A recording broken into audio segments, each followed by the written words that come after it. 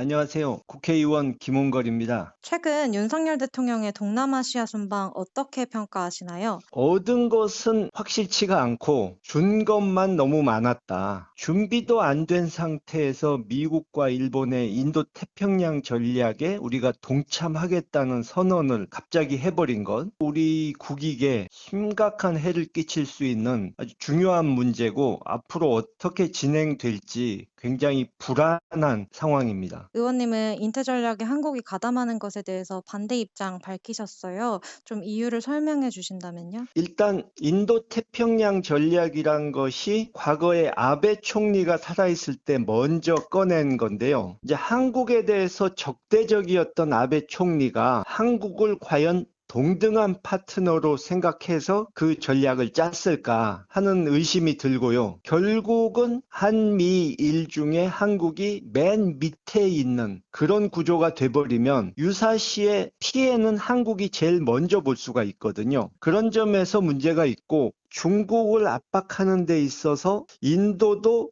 좀 어정쩡한 입장을 보이고 있고 동남아 국가들도 상황을 관망하는 그런 태도를 보이고 있는데 우리만 제대로 계산도 안 된 상태에서 적극 동참하겠다고 큰 소리를 쳐버리면 나중에 가서 입장이 곤란해질 수가 있거든요. 외교적으로. 걱정을 전혀 안 하고 있는 눈치여서 염려스럽다고 할 수 있죠. 윤석열 정부가 구체적으로 밝혀야 할 인태 전략 내용은 어떤 것들이 있을까요? 예를 들어서 우리가 그쪽에 군사적으로 개입할 수 있다는 얘기냐, 또 가치 외교, 그러면은 우리와 좀 가치가 다른 나라들과는 교류를 안 하겠다는 소린가, 그런 부분을 질문을 했는데 제대로 답변을 못 해주더라고요. 제가 보기에는 이것이 무슨 특별한 기밀사항이라 말을 못하는 것이 아니고 방침이 안 서 있으니까 말을 못하는 거죠. 구체적인 내용이 정해지지도 않았는데 미국, 일본과 만난 자리에서 적극 동참하겠다는 소리, 이런 얘기를 함부로 하면 안 되는 거죠. UN 지난번에 갔을 때 있었던 일들은 그냥 좀 망신당하면 끝인 일이지만 이것은 진정한 외교 참사가 될 수도 있다고 봅니다. 어떤 심각한 상황들까지 저희가 염려를 해야 할까요? 우리가 지금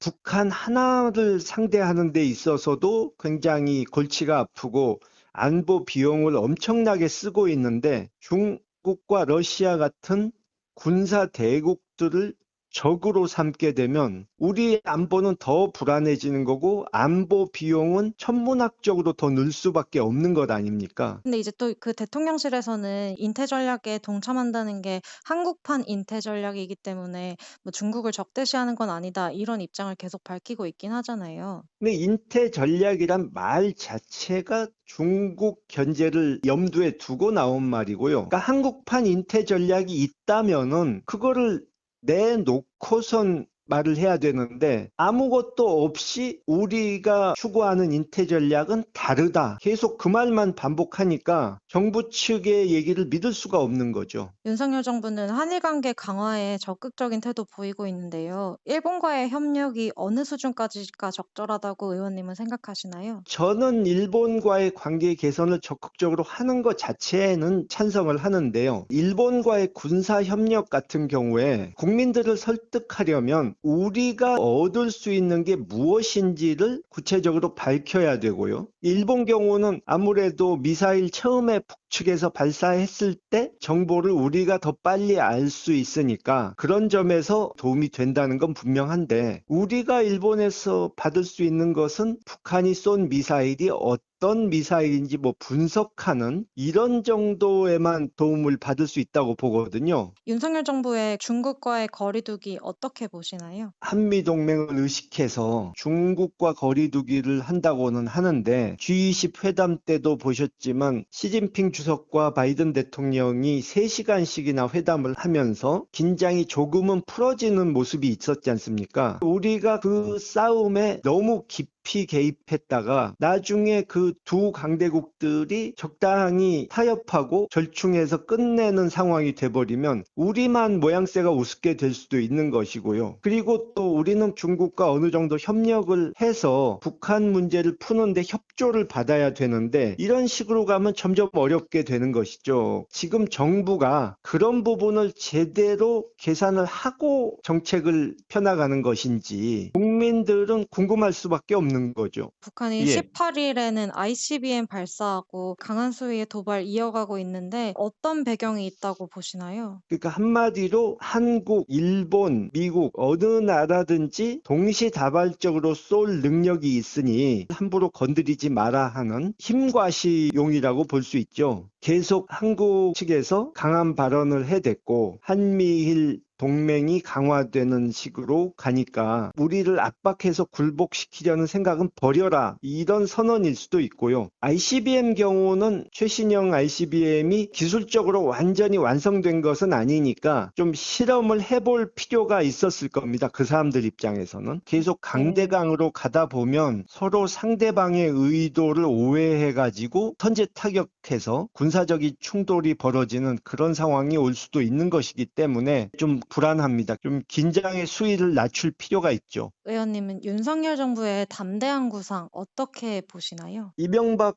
정권의 비핵화 3천과 별로 다른 점이 없어 보이고, 일단 중요한 것은 북한이 호응을 해줘야 의미가 있는 것인데 아예 관심조차도 없거든요. 핵 포기를 방향으로 가면 경제적으로 도와주겠다. 이것은 20, 30년 동안 계속 써먹었지만 전혀 효과를 보지 못한 카드이기 때문에 의미가 없다고 보는 거죠. 이번 동남아시아 순방에서 윤 대통령이 MBC 전용기 탑승 배제하고 또 정상회담 비공개로 진행했잖아요.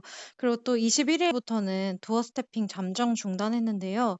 윤 대통령이 언론과 계속해서 갈등 빚는 이유가 뭐라고 생각하시나요? 가급적이면 언론이 껄끄러운 질문하는 것을 상대하고 싶지 않다. 또 자신의 지지율이 떨어지는 것을 언론 탓으로 돌리는 그런 태도죠. 전에 독재 정권에서도 이런 식으로 대통령이 노골적으로 가짜 뉴스를 퍼뜨린다, 국익에 손상을 줬다, 이런 식의 억지 주장을 하는 것을 전 보지를 못했는데요. 주변의 참모들도 대통령이 역정을 낼까 두려워서 충고를 못 해주는 분위기가 아닌가 하는 생각이 듭니다. 지난 토요일에 열린 윤석열 대통령 퇴진 집회에 민주당 국회의원들이 참석해서 논란이 되었는데요. 예. 국민의힘에서는 죽음을 정쟁화한다 이렇게 비판했고요. 그런데 이 비판 어떻게 보시나요? 집회에 참석하는 거야 그분들이 이제 개인적으로 결정하신 부분인데, 오히려 사소한 거 가지고 정쟁을 만들어 가지고 이태원 참사에 대한 책임을 피해가려 하고 물타기 하려고 하는 정부 여당의 태도에 문제가 있다고 봅니다. 이태원 참사 국정조사 시행 여부를 두고 국민의힘하고 이제 법야권이 대립하고 있는데요. 이태원 참사에 대한 정치적 책임 어디까지 져야 한다고 생각하시나요? 총리하고 행정안전부 장관 수준에서 다 물러나는 것이 대다수 국민들의 의견으로 이미 여론조사에도 나왔죠. 윤석열 대통령이 생각이 있는 분이라면 이럴 때